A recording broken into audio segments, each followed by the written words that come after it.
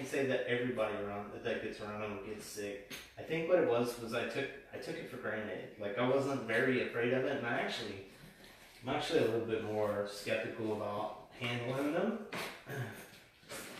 But whenever I open this up, oh goodness, this was laying on top of them, right?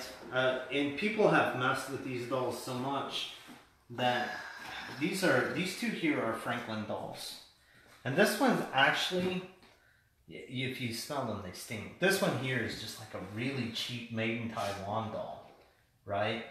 And cursed in Taiwan. Yeah, it's looking at the markings. It got something all over them.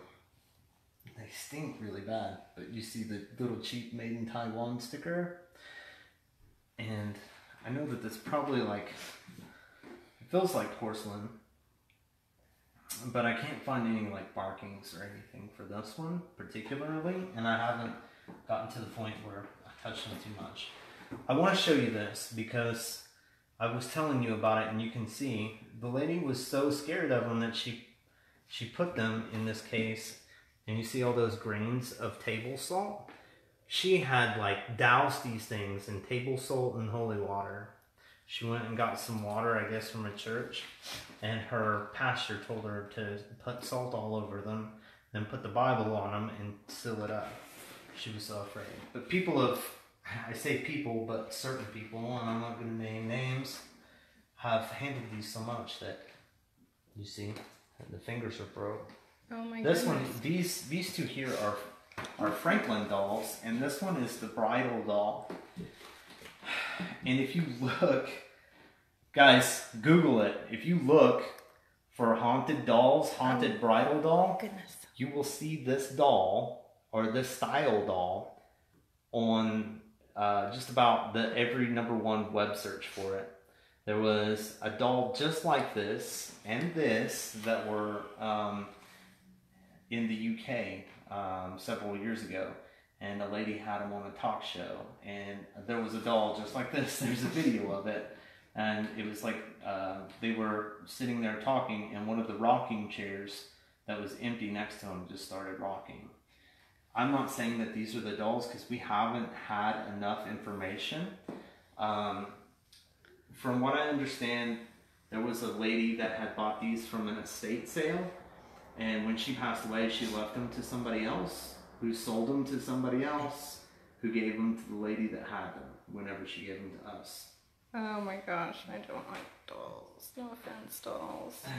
But somebody had broken the back of this one's neck, and this one is called a Bordair doll. And if you look here, you can see the Franklin. These were actually mass-produced. I see how it's broke here, but right there you can see the Franklin. These were actually mass-produced. They're Franklin heirlooms. They were mass-produced. This one was kind of in like the 80s, I'm gonna say 80s, mid to late 80s, I think, is what I found on that. But these are the ladies, and the lady was so afraid of these dolls that she was in tears and wanted us to get them out of her house. She had kept a journal of everything that had happened, and she was supposed to get that to us, but never showed up. I don't know what happened. So these are, yeah. Satisfying? You want to hold them? No. Nope. Actually, the last group that was here last weekend, they said they got a lot of responses because I went and got my ghost box and I brought it back for them. Did you bring your ghost box today? Yeah, it was. Oh my gosh. She said that they got some stuff while doing things at the dolls. So. I'm just gonna seal it up so you guys feel okay with it. Okay? And then later we can do a ghost box session. Sound good? Mm-hmm. Yes. It is so hot up here. It is very hot. We only got one window